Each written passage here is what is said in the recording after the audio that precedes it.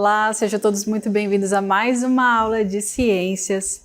Eu sou a professora Andressa Primavera e nesse momento vamos ver o objeto de conhecimento da nossa aula de número 10.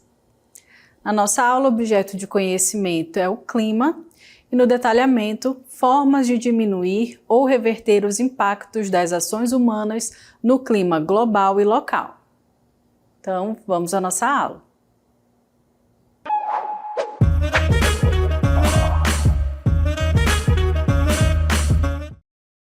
Vejam aí, olha só o que nós temos aqui, essas imagens passando aqui, para vocês observarem como que o clima, como que o ambiente hoje se configura, né? Com várias transformações, queimadas, né? Nós temos aí, já vimos solos extremamente secos ou inundações extremas. Todas essas alterações ambientais vêm ocorrendo hoje em dia no nosso ambiente. Então, se você tem acompanhado os noticiários, deve saber que o nosso planeta tem ficado cada vez mais estranhos, com muitas mudanças, né? São fenômenos climáticos extremos que estão cada vez mais presentes em nosso cotidiano. Aqui na região amazônica, vivenciamos seca extrema que trouxe prejuízos à população, dizimou dezenas de animais, como muitos botos, peixes, entre outros. Todos esses acontecimentos estão relacionados, saibam vocês, às mudanças climáticas, ao aquecimento global. E mais, o nosso planeta está vivenciando uma ebulição global. Então, todas essas imagens que nós vimos aqui, elas estão ocorrendo em algum lugar do Brasil ou do mundo. E isso é o que nós vamos ver agora com o conceito de ebulição global. Vejam aí que ele é um termo utilizado para descrever o atual estágio de mudanças climáticas pelo qual o planeta Terra tem passado, marcado pela aceleração do aquecimento global. Vocês com certeza já ouviram esses termos, né, de aquecimento global, mudanças climáticas, o quanto que o homem tem influenciado nessa realidade que está ficando cada vez mais frequentes aí, ou na região amazônica ou em outras regiões também do Brasil e do mundo. Vejam, olha, seca extrema, né, o quanto que nós temos observado, né, queimadas de florestas ocorrendo aí e que os animais, as pessoas estão cada vez mais sendo prejudicadas. Mas saibam, também são aqueles que estão causando esses problemas. Então nós vamos ver aí o que é a expressão a ebulição global.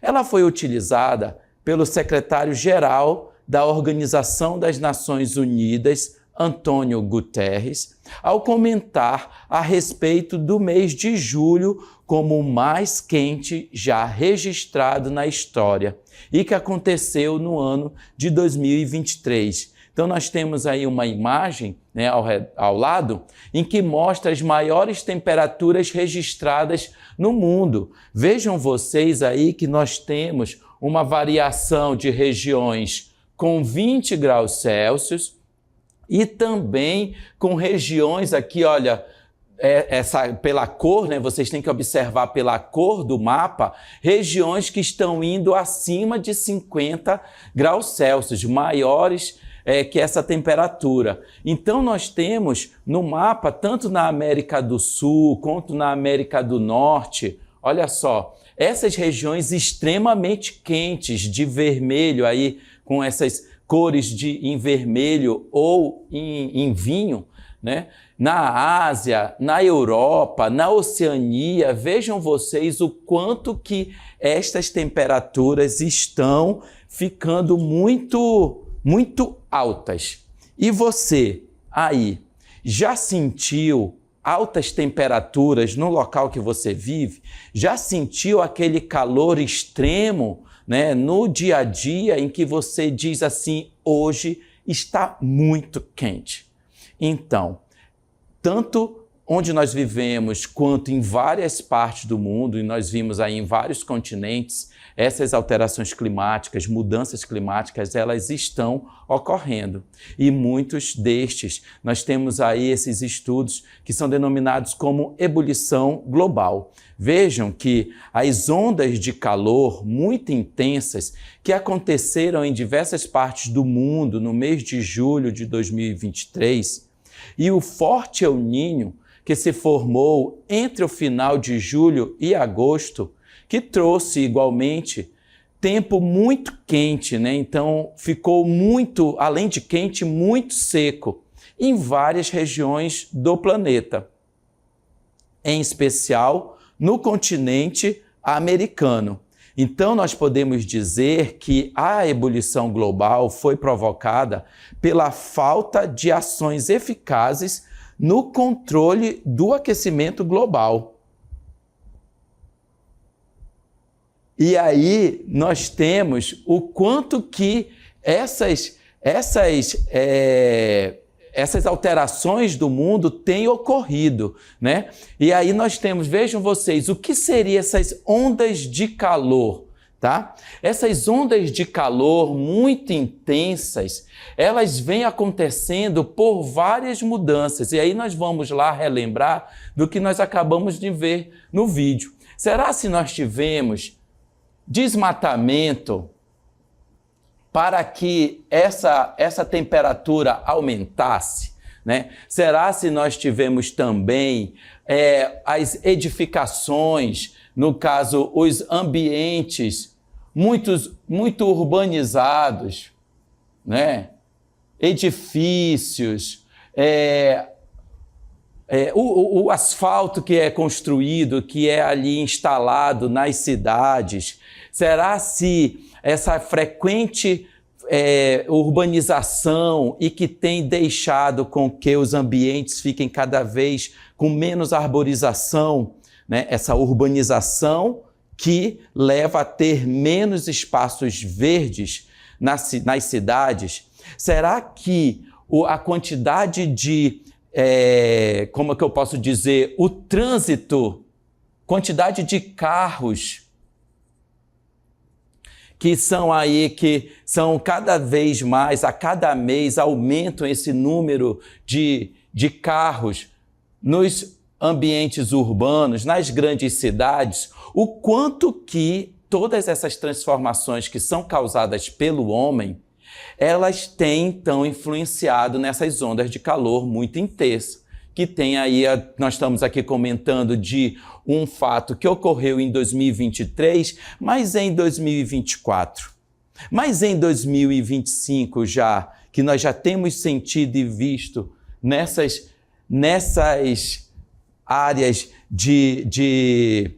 nas grandes cidades, essas ondas de calor muito fortes. Será se foi somente lá em 2023? E ao longo desses anos, o que vocês têm percebido no dia a dia para que então essas mudanças, essas alterações climáticas tenham ocorrido? E é isso que nós estamos tratando nessa aula de hoje.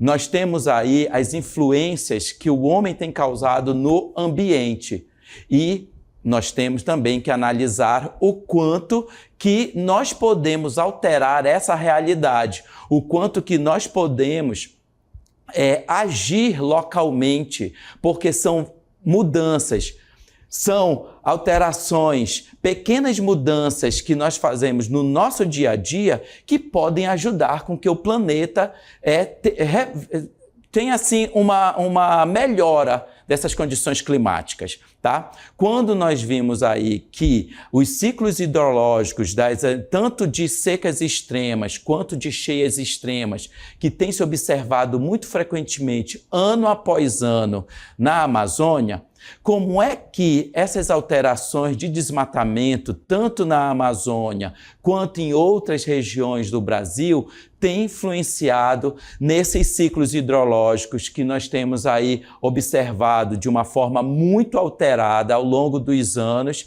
e que faz com que esse homem, né, a presença do homem nesses ambientes, ele fique ali muito uma vida sofrida, uma vida em que você não consegue ter água próximo para poder satisfazer as suas necessidades do dia a dia, como simplesmente fazer os alimentos do dia a dia, preparar os alimentos do dia a dia, ou a sua higiene pessoal, ou o quanto que as doenças elas podem também ser facilitadas por essa ausência de água ou por cheias extremas que nós vimos também aqui nesse nosso vídeo, né? Aí, as várias doenças que podem se aproveitar desses ambientes, dessas alterações climáticas, em que pode, inclusive, nos levar à morte, né? Tanto desses ciclos hidrológicos que estão cada vez mais ficando difíceis de se conviver com eles, quanto dessas altas temperaturas extremas que nós temos visto aí, tanto no Brasil quanto em outras regiões também. E aí eu vou mostrar para vocês uma matéria agora, em que nós temos o quanto que esse calor extremo, ele pode levar pessoas à morte.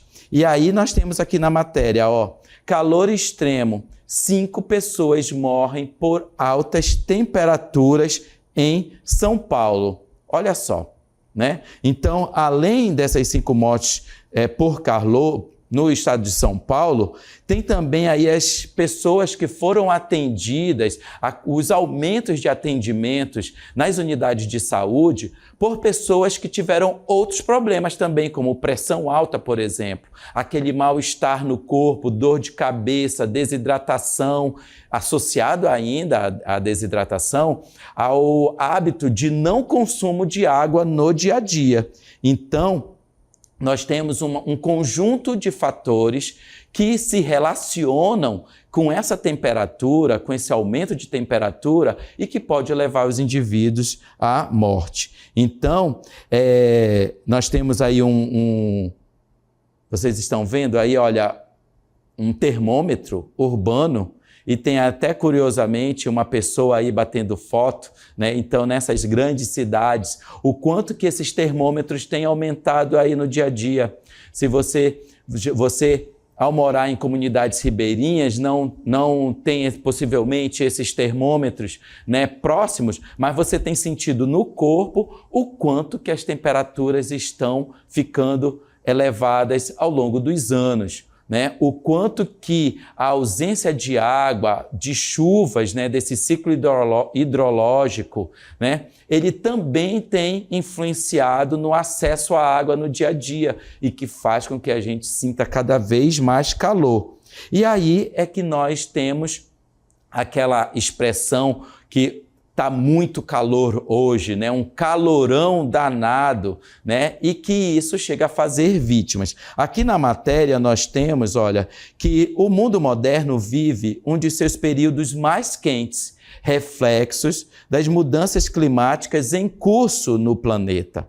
Então, com a exploração indiscriminada da natureza, poluição e degradação ambiental, também temos emissões de gases de efeito estufa na atmosfera, né? Quando falo aí de emissões de gases de efeito estufa, eles tanto podem vir pelo desmatamento, eles podem vir pelos carburadores dos carros, né, nas grandes cidades, em que são ali emitidos gases, né, por esse combustível ali que é queimado, queima de combustíveis fósseis pelos carros. Então, eles são todos emitidos para a atmosfera, né? E também quanto degradação ambiental. Quando nós falamos em degradação ambiental, nós estamos também incluindo aquele descarte de lixo inadequado para o ambiente e que ele, em decomposição, também vai liberar esses gases de efeito estufa para a atmosfera.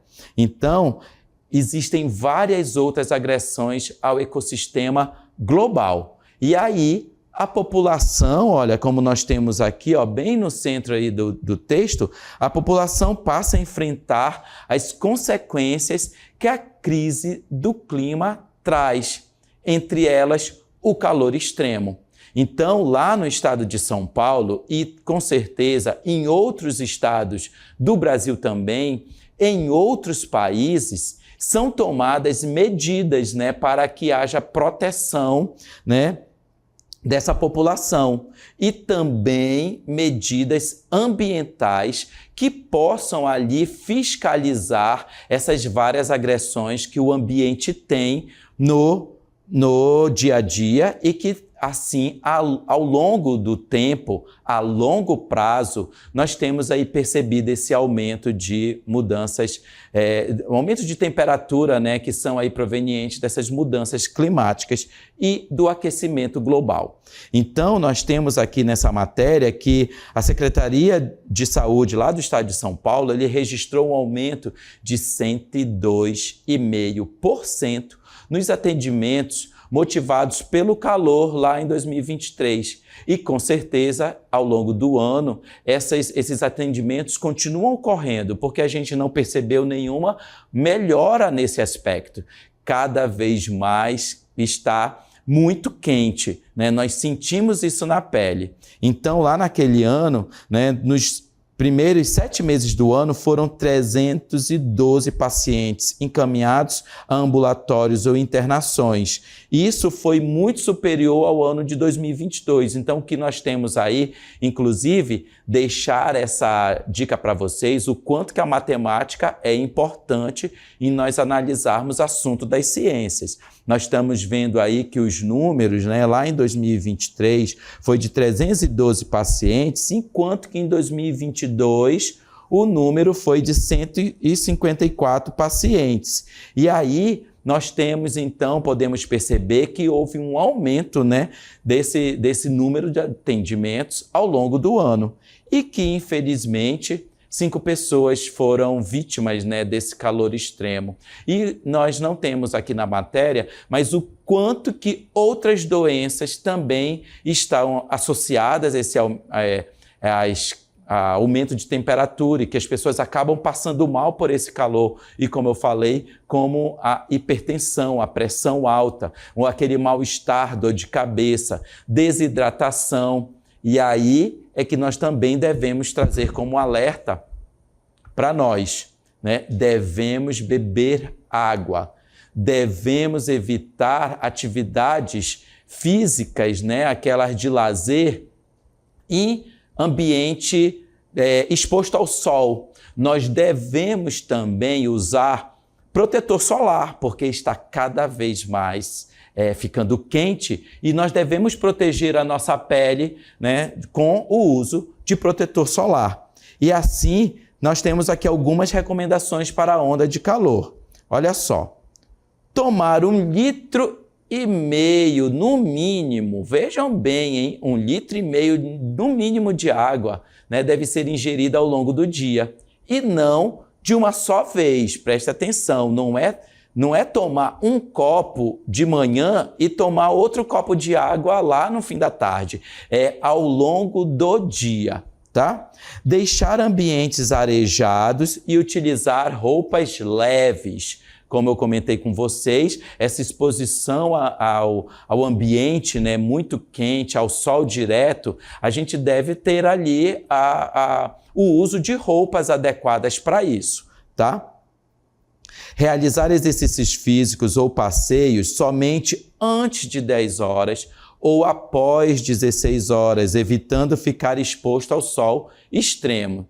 E também nunca deixar crianças fechadas dentro do carro, mesmo que seja por períodos curtos, né? É muito perigoso isso acontecer, porque você tem aí um risco, né, tanto de esquecimento quanto aquela desidratação de crianças, tá bom? Então, conforme a matéria aí, ela é uma matéria de São Paulo, mas nós devemos trazer para todas as regiões, né, para todos os ambientes e para pessoas que estão vivendo nesses ambientes muito quentes. Então, nós temos aí essas consequências do calor extremo no nosso dia a dia. E aí nós temos como que nós podemos evitar, né, medidas que nós podemos evitar essa ebulição global. Veja aí, possíveis medidas para reverter a ebulição global.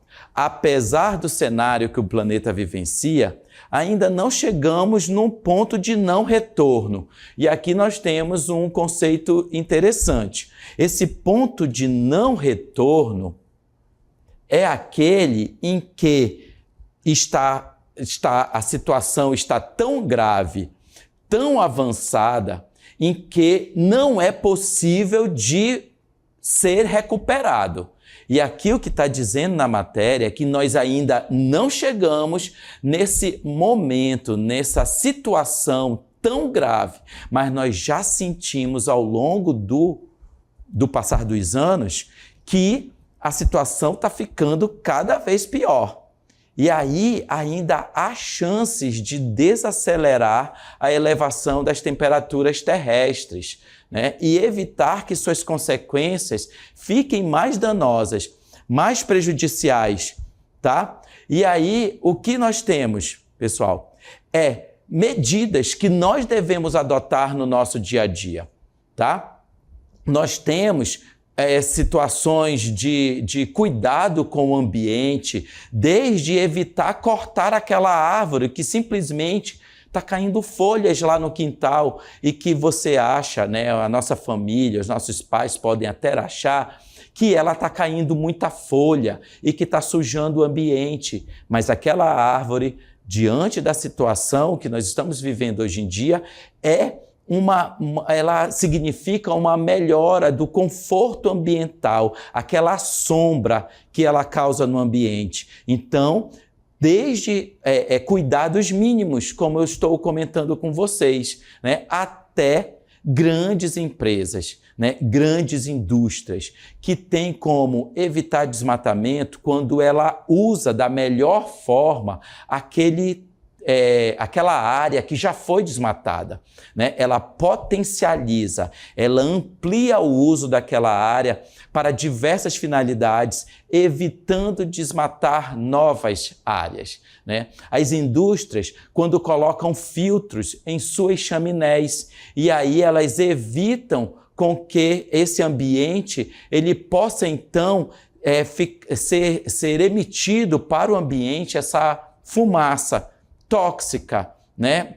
Que pode então causar mais, como elas incluem, como elas possuem gases de efeito estufa, então elas vão causar mais alterações, mais mudanças climáticas e aí esse superaquecimento global. Então são ações que são adotadas para reverter esses impactos ambientais e nós temos aí uma delas, que é reduzir as emissões de gases poluentes na atmosfera, tá? Esses gases poluentes na atmosfera, eles estão ali provenientes de várias fontes, tanto da indústria quanto também desses carros que estão aí, o aumento do número de carros nas grandes cidades. Uma outra medida que vocês estão vendo aqui na tela é repensar o consumo de água. Essa água, ela é proveniente de reservatórios de água que foram inundados, né? Áreas de floresta que foram inundadas para então processar aquela produção de energia. E aí todo esse consumo de água que pode ser usado de uma forma inadequada, ele está cada vez mais exigindo então esses usos de fontes de energia no nosso dia a dia. E aí é que nós temos essa nova medida, né? Essa nova ação para reverter os impactos ambientais, que é evitar o desperdício de energia. Não é simplesmente você desligar o ambiente que não está sendo utilizado. É também comprar equipamentos que eles tenham medidas de redução de consumo. Tá? Eles têm ali uma tabela, uma classificação em que eles ajudam a reduzir o consumo de energia. Produtos que são fabricados com tecnologias muito avançadas, né, de iluminação, as lâmpadas em LED, que eles também reduzem esse consumo de energia. E outras medidas que estão assim associadas a essas ações para reverter, né, essas alterações ambientais são aí o uso de fontes de energias renováveis, tá? Essas placas de energia solar que são instaladas nas casas, né, ou em grandes indústrias que tenham aqueles telhados, digamos, expostos ao sol durante o dia todo. E também essas fontes de energia podem ser em fazendas solares. Vocês já ouviram falar das fazendas solares? São áreas em que essas placas de energia, elas são instaladas em grandes extensões, né? Essas fontes renováveis também podem vir do uso, né, dos ventos em regiões em que tem o fluxo de ventos muito grande e que aí são instaladas essas fazendas também de energia eólica. Ainda agora eu comentei das fazendas de energia solar. Agora eu estou comentando das fazendas de energia eólica, proveniente da ação dos ventos que vão movimentar aí essas turbinas geradoras de energia, né, que vocês estão observando aí na imagem e que também são classificadas como energias renováveis. Ou seja, essas energias renováveis, elas estão aí sendo, como o próprio nome diz, continuamente renovadas por meio da natureza, tá? Nós temos também aí na imagem que devemos combater o desmatamento e as queimadas. Desde queimadas, pessoal, que ocorrem nas nossas casas, no quintal das nossas casas. E aí é que quando nós temos uma ação, uma decisão, uma atitude que é nossa ou dos nossos familiares, que é evitar com que essas folhas queimadas ocorram no quintal de casa, lixo queimado no quintal de casa. São pequenas ações que nós podemos adotar, mas também tem grandes ações aí, que é evitar queimadas, né, indiscriminadas em grandes áreas de floresta. Uma outra medida que pode ser adotada é frear o consumo excessivo e desnecessários de produtos industrializados. Esses produtos industrializados, eles são fabricados, aí, como o próprio nome diz, por indústrias, por fábricas, em grandes quantidades e que usam água, usam energia. Eles podem, assim, poluir o ambiente também quando não são fiscalizados adequadamente. O ambiente, que é a atmosfera, ou os ambientes aquáticos também, quando eles podem descartar poluentes líquidos, né, corantes para esses ambientes. Então, nós devemos, a partir dessas ações, tornar as nossas atitudes mais sustentáveis, praticar o manejo correto, como vocês estão vendo aí, de resíduos sólidos. O que são os resíduos sólidos? Imaginem vocês, se eu tenho uma garrafa PET, como está aparecendo aí na imagem, se eu jogo no lixo comum, junto com restos de comida, junto com os papéis do banheiro, né, do banheiro lá do vaso sanitário, ele não é um resíduo sólido, ele virou um lixo. Está tudo misturado e tudo sujo, não dá para ser aproveitado. Quando nós temos aí esse descarte adequado, separado, plástico, o papel, o vidro e também os metais, né, as latinhas de refrigerante, de cerveja, né, esses metais, eles então são classificados, né, e destinados cada um para a indústria adequada e assim ajudar a produzir novos produtos. E aí nós temos esse manejo correto de resíduos sólidos e também de produtos sustentáveis, tá? Então, todos esses são ações que ajudam aí a diminuir esses impactos humanos no ambiente. Então, você tem uma grande responsabilidade desde pequeno e quando vai crescer e quem sabe falar para os nossos pais, os nossos familiares, o quanto nós podemos sim ajudar o ambiente, né, e evitar essas mudanças climáticas, porque vocês já sentiram. né, na pele, assim como eu, assim como vocês, nós estamos sentidos a cada ano ficar cada vez mais quente. Isso significa as mudanças climáticas e o aquecimento global no nosso dia a dia. Então, essa foi a nossa aula de hoje. Tchau!